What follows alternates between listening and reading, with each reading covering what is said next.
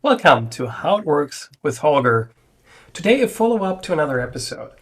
You have learned, if you watched all my episodes, how to create reports with Flexcel. And today, I want to add to that how to create a preview for your reports. Just as a reminder, in the last episode, we looked at my artist web service that integrates into Apple Music, and you can browse artists with their albums. And for example, we go to this one here, and the report example that I show was you click on print and then you get a report here, but it doesn't actually print. It shows you this preview. And after the creation of this report, it would be great if we would be able to export this report as an Excel document, as an HTML document, or as a PDF document. And that's exactly what we're going to do today.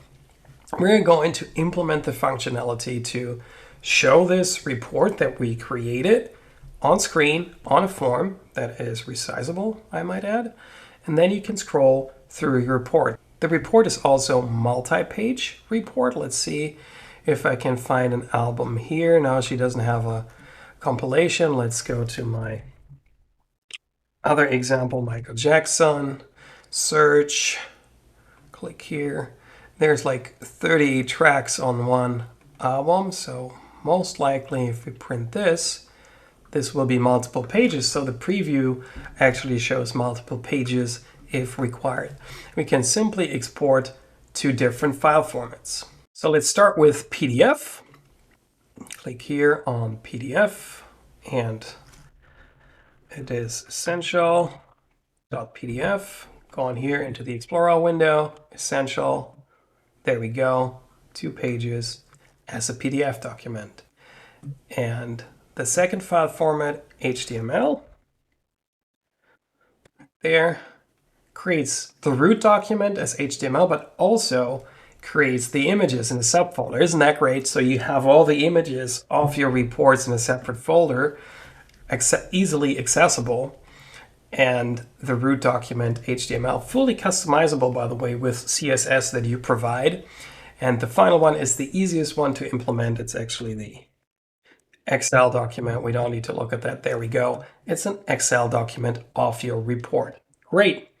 So in addition to just looking at the preview, we will also look at this toolbar, how you can create this toolbar with these fancy images. All that will be in this episode of How It Works with Holger. So how do you get started building your preview window? And there is, as always, 2 options. You build your classes first and then the user interface, or vice versa. So let's start with the fun stuff. Let's start with the user interface. So I used a unit called uForm Preview, and in this unit I created a new form.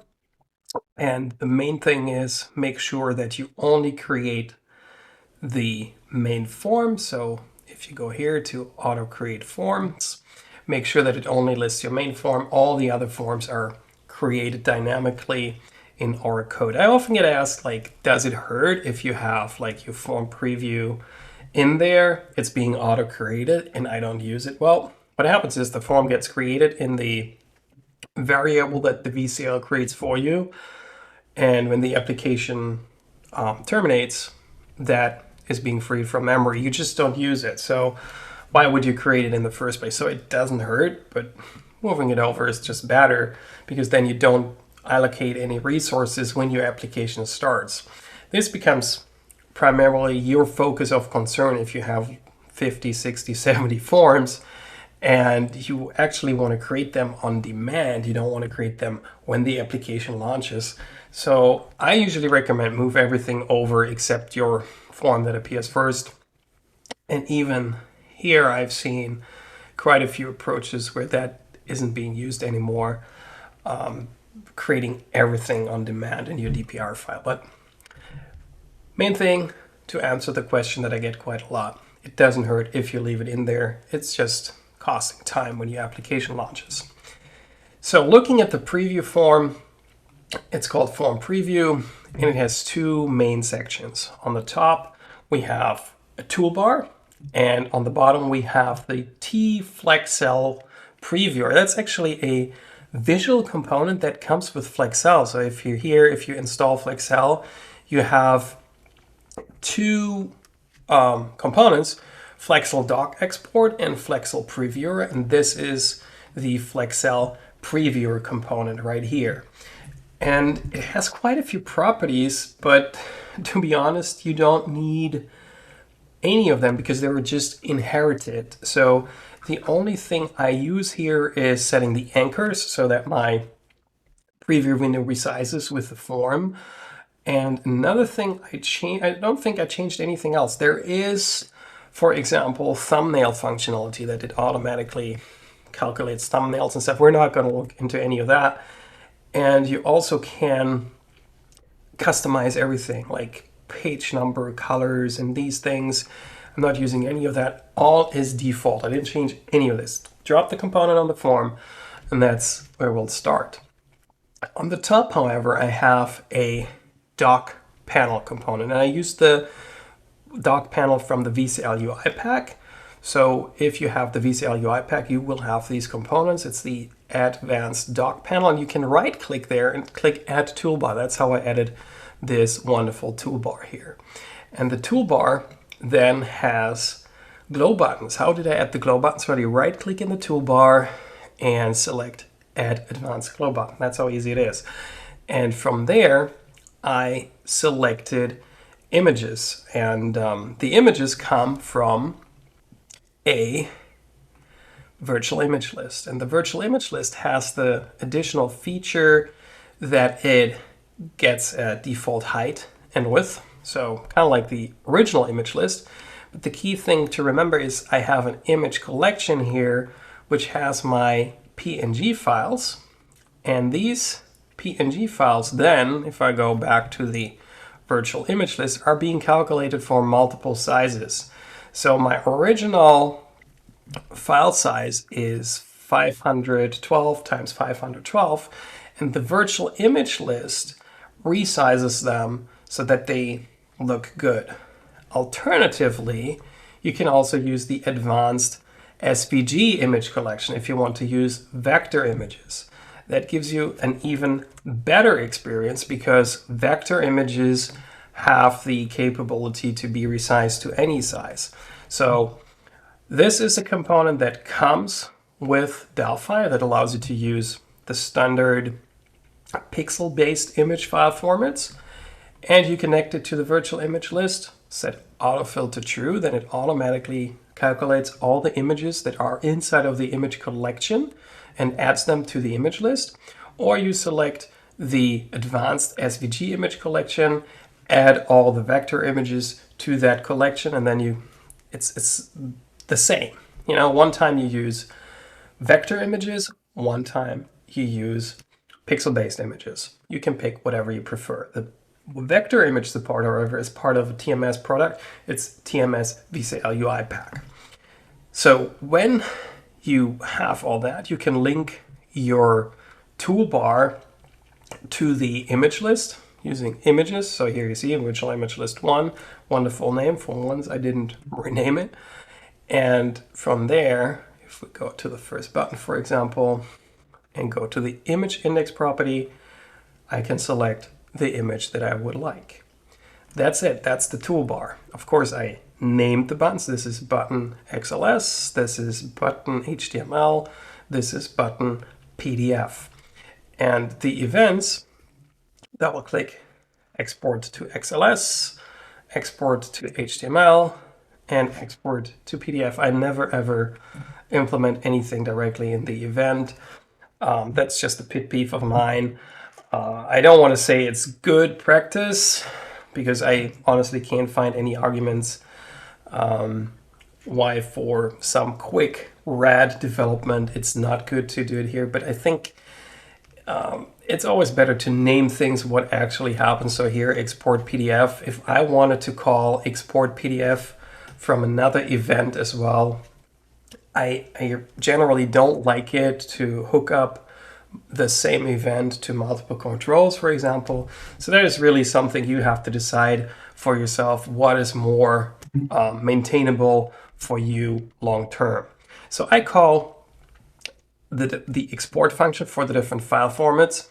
But let's look first at how we actually get a picture in the preview. And what I did for this form, the form preview, I defined properties. And the property that is important here to have is the reports. That's the thing that I need here.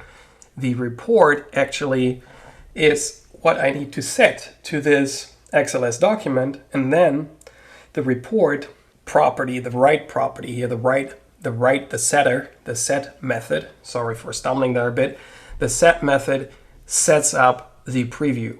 So from the outside, let's look at the outside first. So if I go to my tracks and then double click on print, I have my generated report, I jump to here, and then the preview form is right here. I create that, and the preview form is created here, and I call lform execute and pass the report, this t-reports instance. That is what we created in the last How It Works video, how to create the report. So this way, by calling lform execute, I pass the report over. I could also do lform.report and assign the value. Okay, it doesn't matter how you implement it. If you want to prevent that you can't create a preview form without assigning a report, you can also override the constructor of the form. I didn't want to go that far to keep the example simple. So I created an execute method right here, and you pass the report right in. So if I look at this, it literally says report equals a report self show modal. That's what execute does. And because this is the property and not the field or anything like this, this calls the setter of the property. So if we go up here and look at the setter here, if I can jump into this. Okay, Delphi, help me. Okay, here we go. So here, set report, we get the value that a report is being set to. And as I said, if it's assigned, then we simply set the field. But now comes the logic to update the component right here. So the component is called preview. And what we need is we need a Flexcell image export component. And this needs to be always accessible. So it doesn't help us if we create this Flexcell image export component and make it a local variable, because the preview is still visible when this setter is being left. So I have to declare this f-image export as a field of my class right here, meaning the form. And I can safely call free here, because some people might say, hey, why don't you say if assigned? Well, if it's not assigned, it's nil, and calling free on something that is null doesn't hurt us. So I free what was there previously, and then I create a new instance of t-flexcell image export, and I pass in, and this might be a little bit confusing. So t-reports, let's look at that class real quick. If navigation works, find declaration, nope. So we have to look for it manually. Right here, there it is, t-reports. And this class has a property XLS file, which is the report as an XL document. That's the key thing to remember. This TXLS file is something Flexcell specific. It represents the generated report in Excel format. And with Flexcell, you can make changes to this XLS file and also save it. I showed this before. The key thing is that you pass this into the image export. So if you ever wanted to create an image, you can do image export dot export or save as image right here, save as image, and there you can also specify the image type that you want, like PNG, JPEG, GIF. There's plenty. And TIFF, I'm quite sure, is there as well. And TIFF is actually a multi-page format. Think of faxes and stuff. And as I remember, fax is actually one of the file formats that Flexcell still supports, native fax documents, if that is still needed nowadays. Especially if you go to Europe, you're quite surprised how many companies still work with faxes instead of email. So that might be interesting for you. So the image exporter, and this is what you assign, and this is a little bit strange, but if you look at the preview component and you look at the document property, that's actually what it needs. It needs the reference to this Flexcell image export, and then the component does everything by itself. So if a page is being shown, it invokes the image export for that particular page that you want to see right now, and then you see that page on screen. That's all there is to it, really. And you have to remember, if you change the document, you have to call invalidate preview manually so that the component updates. And that's it. Because we have the reference to the image export inside of our form, that's all we need to do. And then we can keep the form visible. We use a modal form, so that's all we need to do. Of course, in the destructor of the form, meaning in form on destroy, hopefully, yes, I have it. Of course, we need to make sure not to incur a memory leak to free the image export. That's it. That's all it is. Believe it or not, that's how easy it is to create a preview window for a Flexcell report. What I haven't shown you yet is how do you actually save it? Well, remember, we have the reference to our XLS file inside of report. So I coded a little bit of an helper. The XLS file here goes into the report and simply returns the XLS file from the report. So how do I now save all the different files? So if you look at Excel, we go to export XLS, and all of these, I did a little bit of copy paste. I was lazy, sorry. So here I have the dialog save. It's a T file save dialog to save the document, and then I copy pasted the setup into each of the different methods. I think there could be some refactoring for the different file formats. Modern UIs might actually just have one export button, display all the different file formats, and go from there. Again, this is a demonstration to make it easy so you can look at the source code with the different methods, how to export to a certain format. So let's start with XLS because it's the easiest. So the dialog is being set up, and we execute, and then the file name property, of course, contains the name of the file that we've entered. We create a file stream and create the file, and the report has a method, get Excel stream. Let me show that to you. It literally does nothing but FLX file save into the stream that we pass to the method.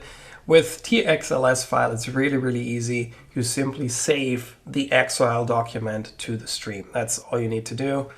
And with that, we save it to the file because the stream that we pass is the file, and then we free it from memory, and that's it. That's how easy it is to, it's basically a save to file, so to speak.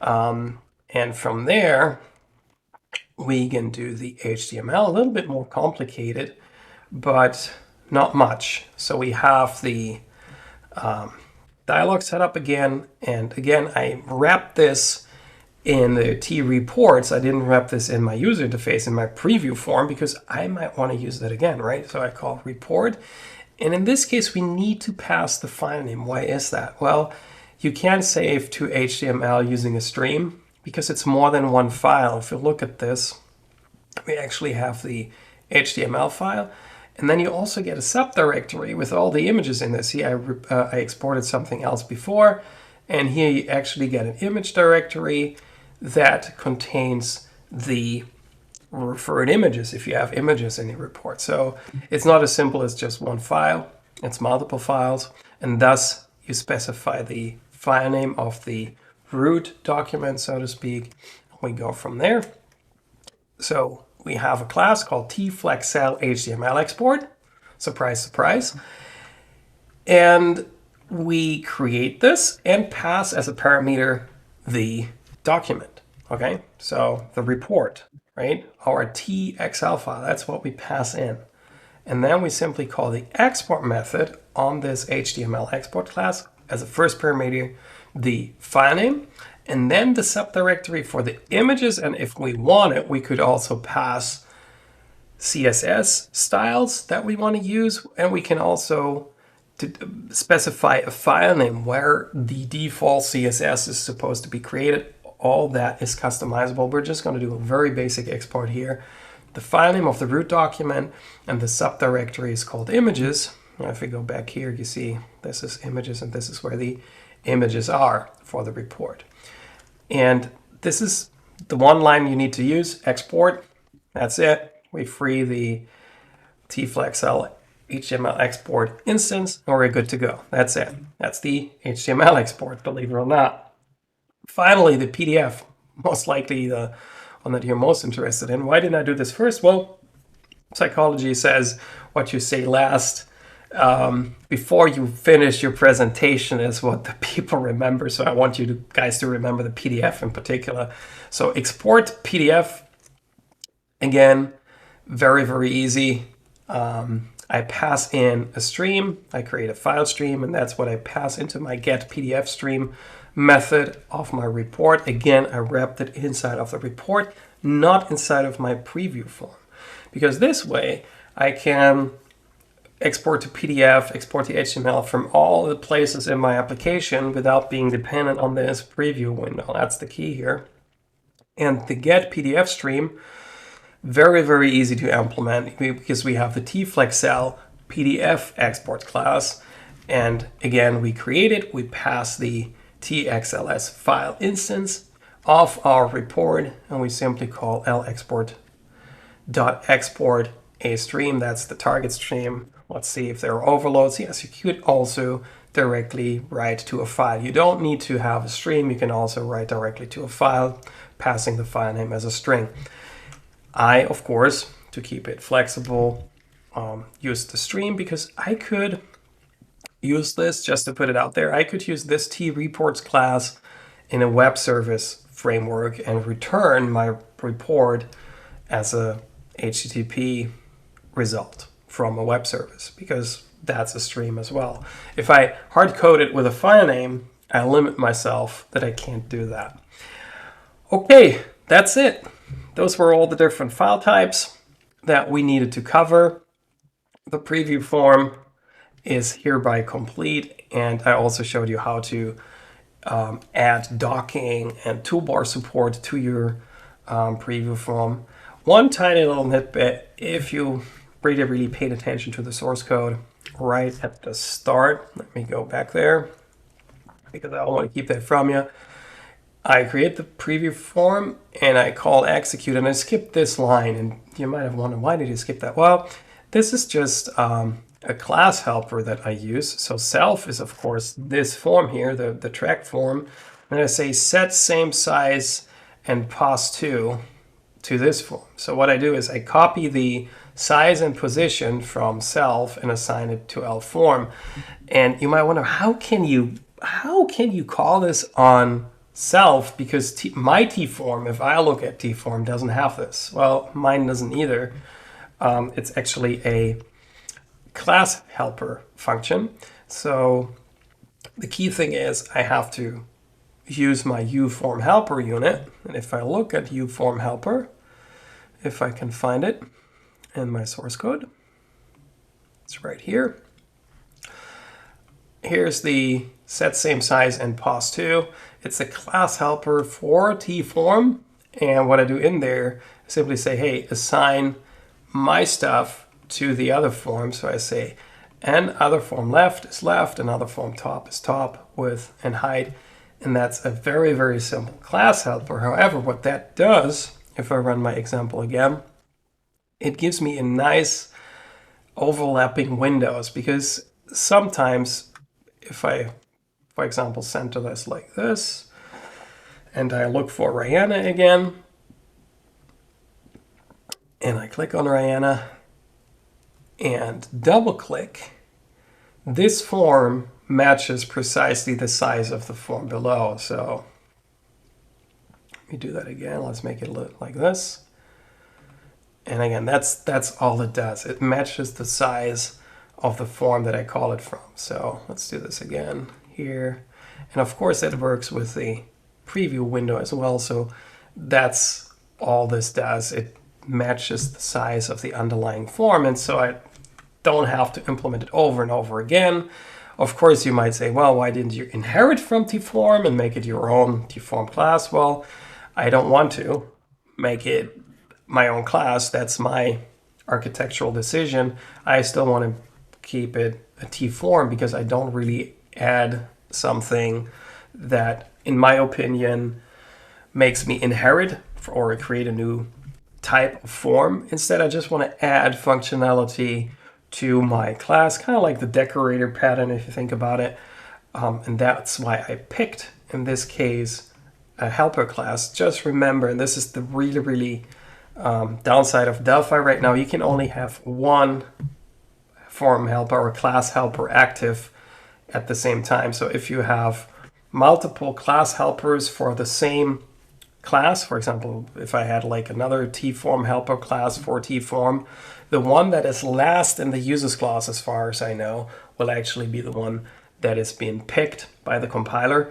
So you have to make sure that you only have one class helper for each of your class types. That might be a little bit tricky, especially if you work with the with certain, for example, the VCL now, or the RTL, I should say, adds class helpers to certain types already. So if you add your own class helper, you disable the ones that come with Delphi. So hopefully in the future, we will be able to define multiple helpers here. I just wanted to emphasize what this line of code does and why I picked that particular implementation. So from there, thank you again for listening. Give us a thumbs up if you like this, and watch out for more how it works with Holger in the future.